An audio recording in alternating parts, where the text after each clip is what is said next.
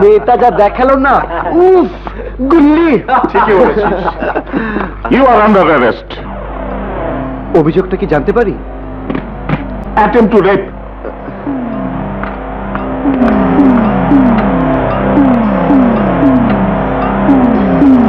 আপনার যা বলতে হয় আদালতে বলবেন। হ্যান্ডকাপ।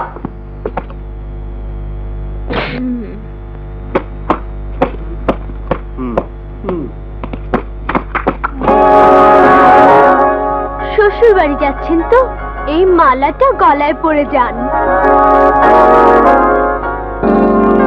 মালাটা ডিপ ফ্রিজে খুব যত্ন করে তুলে রাখবে। খুব তাড়াতাড়ি এটা পরিয়ে বউ করে তোমাকে মজা দেখাবো।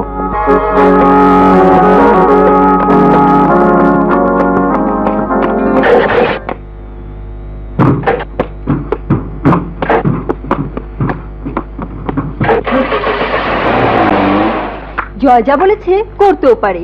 মালাটা নিয়ে ফ্রিজে রেখে দিস।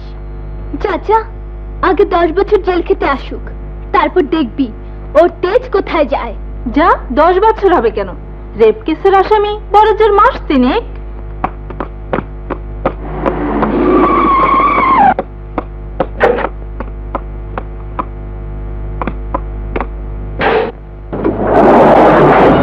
সেক্রেটারি সাহেব, ভেতরে গিয়ে ওসিকে বলুন রাজা সাহেব থানার দরজা পর্যন্ত এসেছে। এটাই যথেষ্ট। এক্ষুনি যেন জয়কে ছেড়ে দেওয়া হয়। Okay sir.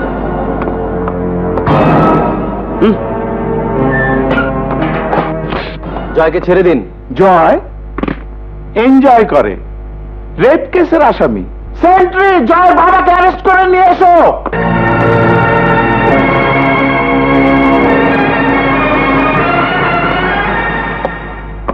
রাজা সাহেব, আপনি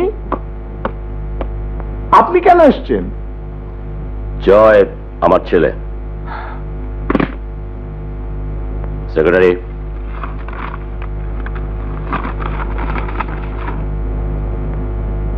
আপনার ছেলে? এক্ষুনি ছেড়ে দিচ্ছি। কনস্টেবল, জামিনের ফর্মটা নিয়ে এসো। দেখো তুই কি জ্বালাতন। জামিনে সই করে নিয়ে যান।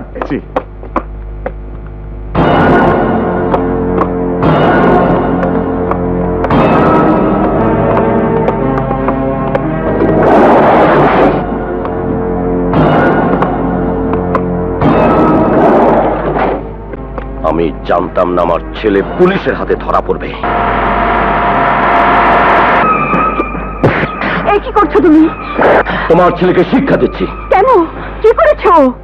তোমার ছেলে আমার মান সম্মান সব ডুবিয়েছে। আমার মান মর্যাদায় চুনকালি লিপে দিয়েছে। আমার উঁচু মাথা নিচু করে দিয়েছে। মিথ্যে কথা। আমার ছেলে এমন কিছু করতে পারে না যাতে তোমার মাথা নিচু হয়। সে বিশ্বাস আমারও ছিল, কিন্তু আজও তার ধুলোয় মিশিয়ে দিয়েছে। কোথায় ছিল জানো? থানায়, হাজতে। পুলিশ ধরেছিল। কেন ধরেছিল জানো? ধর্ষণের অভিযোগে। এসব কথা শোনা পাপ। আর সেই পাপের কাজ তোমার ছেলে স্বচ্ছন্দে করে এসেছে। আমি তোমাকে স্পষ্ট করে জানিয়ে দিচ্ছি, এরপরে এমন অভিযোগ এলে আমি ওকে মেরেই ফেলবো। আমি ভাবতেও পারি না তুই। তোকে আমার ছেলে বলতেও লজ্জা করছে।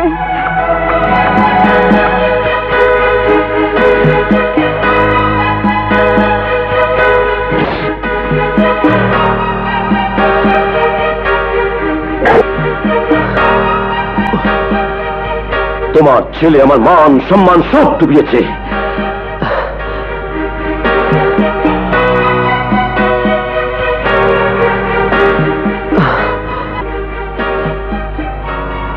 আমি ভাবতেও পারি না তুই। তোকে আমার ছেলে বলতেও লজ্জা করছে।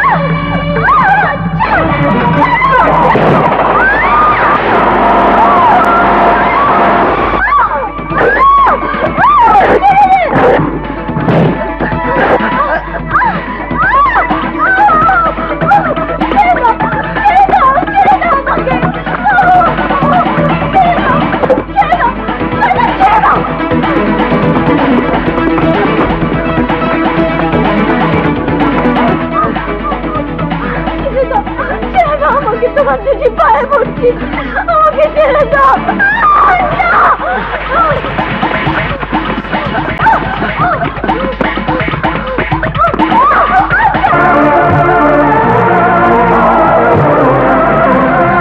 আমাকে তুমি ক্ষমা করে দাও, আমাকে তুমি মাফ করে দাও।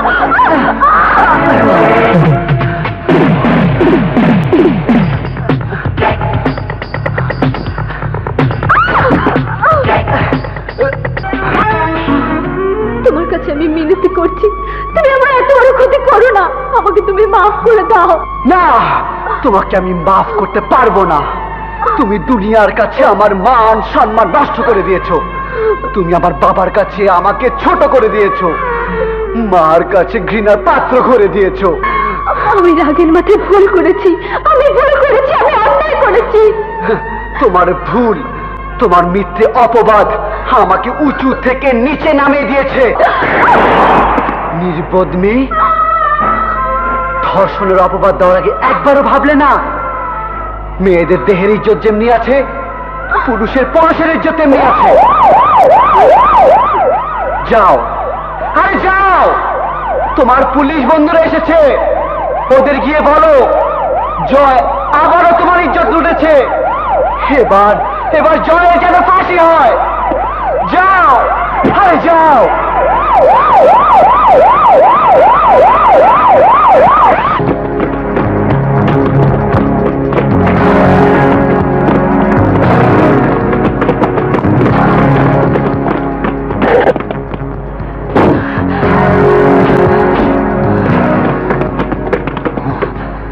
দেখুন ইন্সপেক্টর সাহেব, ওই বদমাসটা আসার কি হাল করেছে।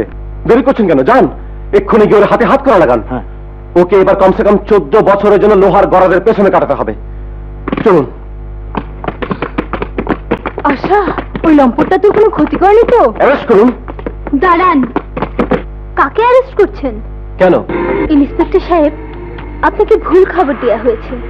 জয় আমাকে তুলে আনেনি, আমি নিজেই জয়ের সাথে এখানে এসেছিলাম। জয় আমার কোনো ক্ষতি করেনি, বরঞ্চ আমি জয়ের বিরাট ক্ষতি করে দিয়েছি। চল রে।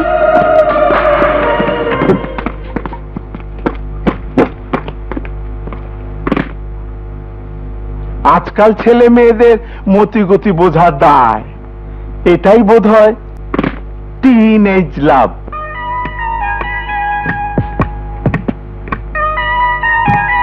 নির্বোধ মেয়ে, ধর্ষণের অপবাদ দেওয়ার আগে একবারও ভাবলে না?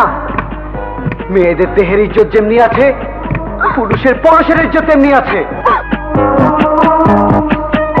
আটা খাইলাম, মাথা খাইলাম, দুধ খাইলাম না রে। ম্যাম সাহেব, দুধ। নিয়ে যা, আমি খাবো না। হ্যাঁ, খুব ভালো।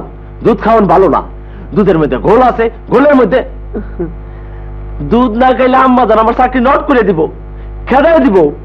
হরমুজ, যাতে এখান থেকে, বিরক্ত করিস নে, আমার ভালো লাগছে না। ভালো লাগবো কেমনে? মনের মধ্যে ভালোবাসা না থাকলে ভালো কেমনে লাগে? থুকু, কি যে কই বুঝি না, মানে দুধ না খাইলে। এখান থেকে যা বলছি, যা। ওরে বাবা, মেজার শরীর দেখে মনে হয় মনের ঘরে কিছু একটা টং টং করতেছে। আটা খাইলাম, মাঠা খাইলাম, দুধ খাইলাম না রে।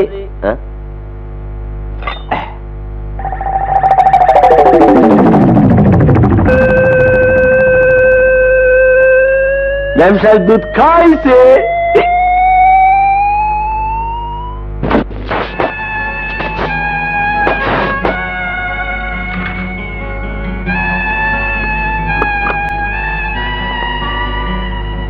জয়, আমাকে ক্ষমা করে দাও না।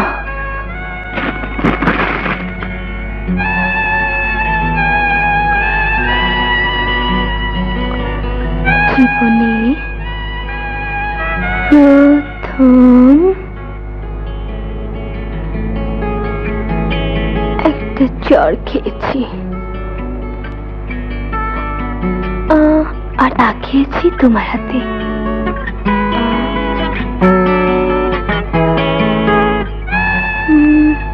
ধ্যাৎ।